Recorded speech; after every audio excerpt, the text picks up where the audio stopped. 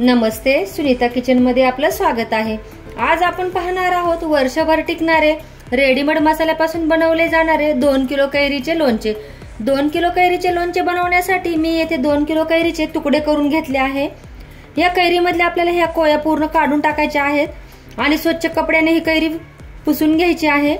तसेच या कैरीचे देठही आपल्याला चाकूने काढून घ्यायचे आहे। आता आपण या सर्व कैऱ्या स्वच्छ कपड्याने पुसून घेऊया आणि याच्या आतमधल्या कोयाही काढून घेऊया।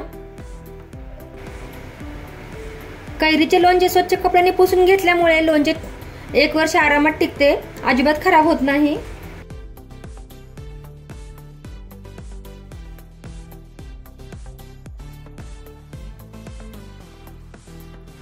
हे पहा, या कैरीचे वरचे देठ आपल्याला चाकूच्या सहाय्याने काढून टाकायचे आहे।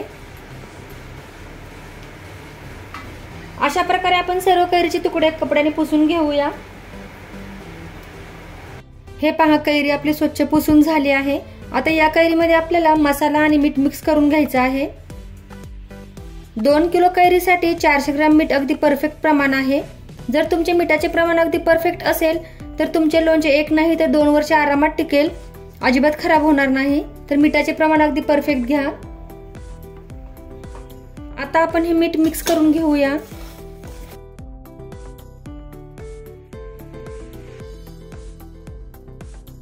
येथे सोना लोणच्याचा मसाला वापरणार आहे।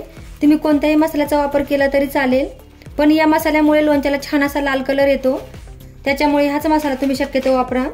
2 किलो कैरी घेतली आहे, त्यासाठी मी येथे 2 पाकिट टाकणार आहे।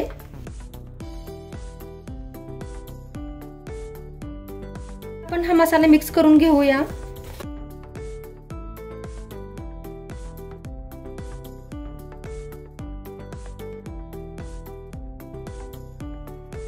हे पहा, लोणच्याचा मसाला आणि मीठ कैऱ्यांच्या सर्व फोडीला लागले आहे। आता आपण 10 ते 15 मिनिट साईडला ठेवून देऊया आणि लोणच्यासाठी लागणारे तेल गरम करायला ठेवूया। लोणचं बनवण्यासाठी मोहरीच्या तेलाचा वापर करणार आहे। मोहरीच्या तेलामुळे लोणच्याला खूप छान अशी टेस्ट येते आणि लोणचे वर्षभर छान टिकते। 2 किलो कैऱ्यांसाठी आपल्याला पावशेर म्हणजेच 250 ग्रॅम तेलाचा वापर करायचा आहे। आता आपण या पातेल्यामध्ये तेल गरम करायला ठेवूया।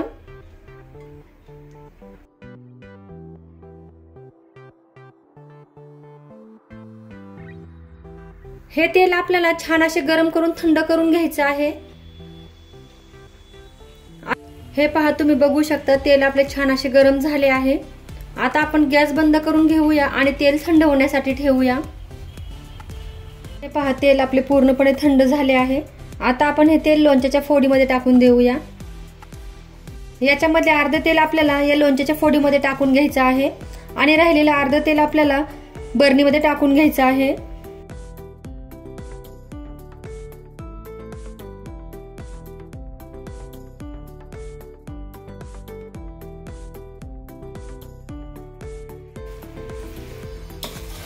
हे पहा, तुम्ही बघू शकता मस्त असा लाल कलर आपल्या लोणच्याला आला आहे।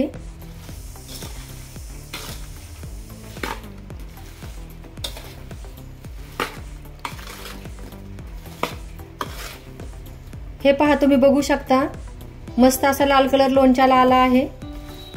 आपला मसाला तेल सर्व लोणच्याच्या फोडींना मिक्स करून झाले आहे। आता आपण हे सर्व एका चिनी मातीच्या भरणीमध्ये भरून घेऊया। लोणचे हे शक्यतो चिनी मातीच्या किंवा काचेच्या बरणीतच ठेवा, म्हणजे ते जास्त दिवस टिकते। आता आपण हे बरणीमध्ये लोणच्याच्या फोडी टाकून घेऊया।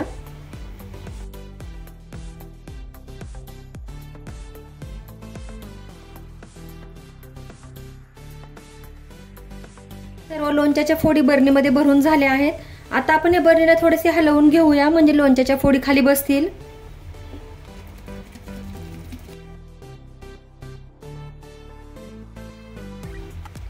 आता हे राहिलेलं तेल आपल्याला या लोणच्याच्या फोडींच्या वरती टाकून घ्यायचं आहे। आता आपण तेल टाकल्यानंतर बरणी पुन्हा एकदा हलवून घेऊया। पहा, अशा प्रकारे आपले बरणीमध्ये सर्व लोणच्याच्या फोडी भरून झाल्या आहेत। आता या बरणीला आपल्याला एका कापडाने झाकून घ्यायचं आहे आणि 3 दिवस या लोणच्याला हलवून घ्यायचं आहे।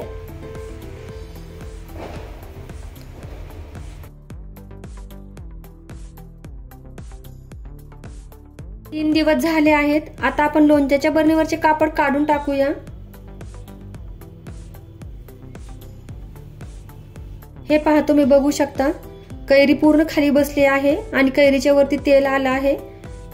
3 दिवस झाले आहे। 3 दिवस याला मी 2 टाइम कैरीला हलवून घेतले आहे। फोडी छान अशा मुरल्या आहेत। आता आपण हे लोणच्याच्या फोडी पुन्हा एकदा मिक्स करून घेऊया। हे बघा, तुम्ही बघू शकता अगदी मस्त असे लाल चटकदार आपले लोणचे झाले आहे। कलरही लोणच्याला खूप छान आला आहे। आता आपण हे कैरीचे लोणचे एका छोट्या काचेच्या बरणीत काढून घेऊया।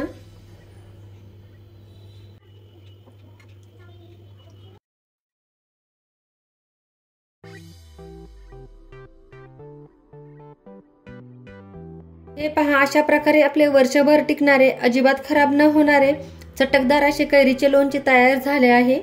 रेडीमेड मसाल्यामध्ये हे लोणचं बनवल्यामुळे अगदी झटपट होते। तुम्ही नक्की एकदा ट्राय करा। जर तुम्हाला माझी ही रेसिपी आवडली असेल तर माझ्या चॅनेलला सबस्क्राइब करा, लाईक करा, शेअर करा, कमेंट करा आणि हो, घरचे खा आणि निरोगी राहा। थँक्यू।